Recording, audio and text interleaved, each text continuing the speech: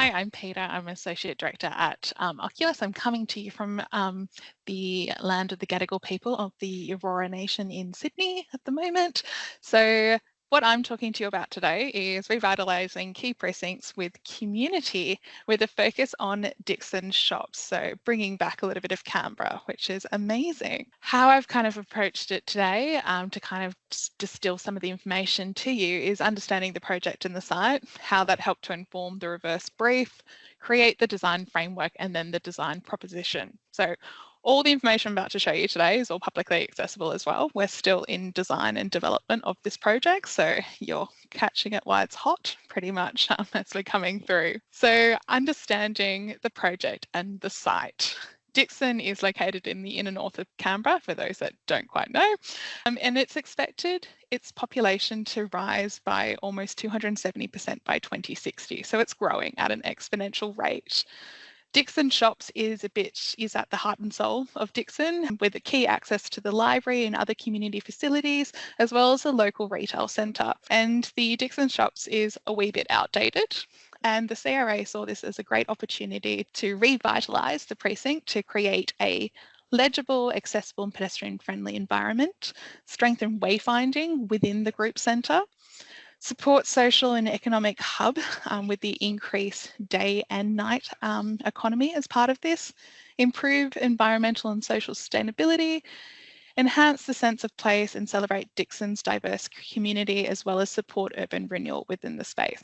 Don't worry, I'll give you a site plan soon, I promise. But all this has been informed by so many different pieces of work, and Anna is celebrating because this was prepared by Place Laboratory back in 2018, hopefully, for the City Renewal Authority. So the Dixon Place plan really focused on providing guidelines that would help support and acknowledge and connect Dixon, focus on building and maintaining connections within the community, integration of play within the public realm, prioritisation of people within the design process, the importance of government, traders and residents coming together to create a stronger sense of community focus to improve engagement with the public realm, and also increasing planting opportunities as well. And that's paraphrased. If you want to look at the document, feel free to, because it does have a lot of great insights in there as well. This was also supported by community and stakeholder feedback in 2022.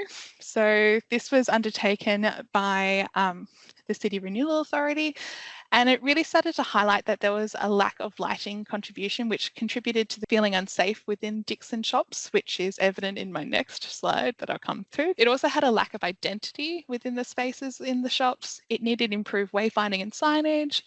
Also, the quality of the pavement contributed to a lack of accessibility, and there was a lack of playful interventions. We then also had a place audit, which was lovingly done by Inhabit Place. This was also done as part of the gender sensitive urban design studies led by Place Laboratory, which Oculus were very proud to be a part of. It was amazing in terms of setting up a bit of a guidance that we use to inform our current design practice as well. So we're very lucky to have been part of both projects to kind of lend on this data and knowledge. So this really helped us to focus on how the space has been used, who was using the space, how long did they stay within the space, and also provide some key comments. This kind of set the framework, and something that we're really hoping to do once we do finalise and get the project built is also that post-occupancy evaluation as well, so we can have stark contrast between the before and after to see if what we have done actually did contribute back to what the community was saying that they needed. But overall, they were commenting on maintenance. It needed a bit of a clean. Through a lot of it, people did feel unsafe. People went there for one thing only and didn't really linger as much as they thought they could within the space as well. This all then started to inform some observations and aspirations, and these are all set up in a series of objectives that the CRA helped to establish as well. So we started to pull it all together to pull out some key recommendations that would be used to inform the design process. So safety, inclusivity and accessibility and comfort, bit of a mouthful there. So creating spaces for families and children, improving lighting, minimising clutter and improving footpath and accessibility. You then had environment, climate and sustainability, reduce the heat within the Dixon shops. There was a thermal study undertaken by the CRA whilst we were developing the designs for this, which proved that the central plaza space within Dixon Shops could reach temperatures over 50 degrees in summertime. So it's really quite oppressive, the heat. And we needed to do something about it, creating more shading opportunities and contributing to that local biodiversity. Amenity and character, creating a place, a quality public realm outcome, creating more play opportunities, more shade, and more outdoor dining opportunities as well. Community and stewardship, creating spaces for community events, providing greater opportunities for local traders as well as part of that. And then heritage arts and culture. We all know how eclectic and how brilliant Dixon is, and it's all about celebrating and supporting those local artists and bringing in more art opportunities potentially within the site and respecting the existing heritage that was also contained within the site as well. Now we jump into the reverse brief. So we had the idea of character, people, and place. So looking at all these ideas and how we could use them to embed community within the overarching design proposition. And these were some of the key takeaways that we kind of really thought were beneficial for the process. Dixon Heritage, you have the Enrico Taglietti Library in the heart and soul of Dixon here. So you can start to see how some of the architectural elements could be used to help inform some of the design propositions as well and materiality. And then you have the quintessential Dixon character, celebrating and enhancing that quirkiness that comes through and that celebration of art and culture.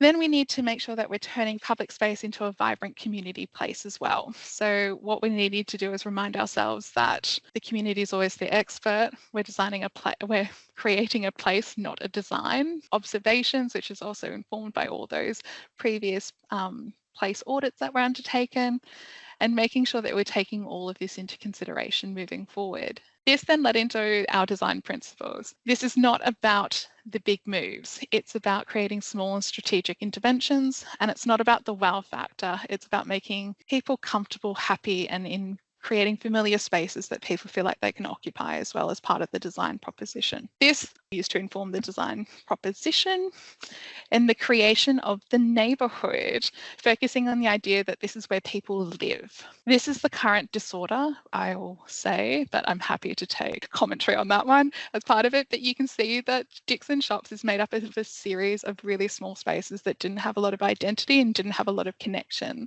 What we really focused on trying to do was bringing together some of these spaces and kind of creating a sense of identity for them. So the square being a meeting place for all, recently been renamed Taglietti Square. The backyard, a familiar space that supports socialisation and conversation as well as being playful. The park, a tree-lined boulevard that connects Dixon Shops into the local group centre as well. The market, a series of spaces that supports gatherings and retail activity. The street, a thoroughfare that supports social interactions and small gatherings. And the arcade, a covered space that supports movement and connection. The design proposition. So I don't know if anyone noticed, but on one of the previous slides it says we need a vision. So we gave you a vision potentially as part of this.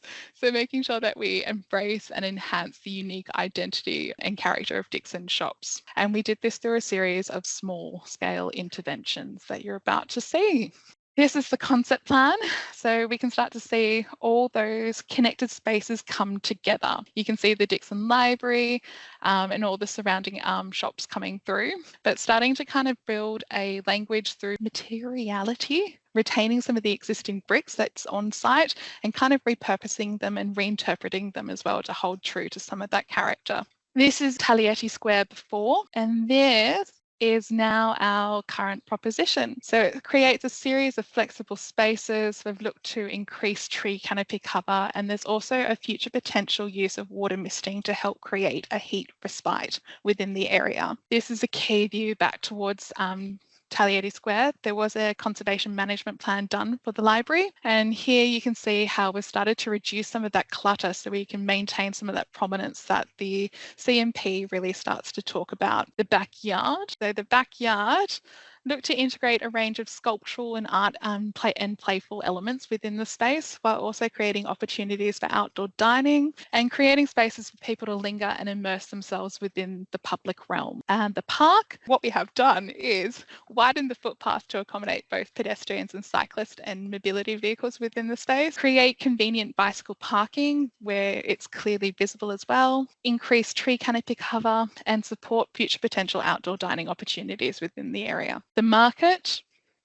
currently, and what we've sought to do was declutter the space, increase planting opportunities, integrate seating opportunities within the area, and provide spaces for the small traders to come and spill out into the area to create events, and also provide future potential dining opportunities as well. The street, the very back of house at the moment, but what we really wanted to do was provide more activation within the area to get more passive surveillance to improve that perception of safety, integrate artworks within the area as well, create spaces for the community and members to socialise within, and increase planting as well. And then the arcade. We now have some seating opportunities, some convenient bicycle parking as well to reduce theft within the area, and providing some character through paving design as part of that space. And that was just a very brief snapshot coming through there, but hopefully you can see how we've taken some of those community observations, the place audits, and the government kind of aspirations and brought them all together to help to deliver something that could benefit community as part of the overall revitalisation of Dixon shops. And stay tuned, fingers crossed we'll get this built and we can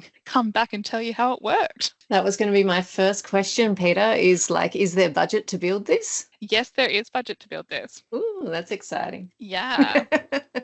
It's very, very, very exciting. So it's nice when projects are actually going to hit the ground. Fingers crossed. I've never talked so fast as well, so apologies, everybody. No, that's awesome. Thank you so much.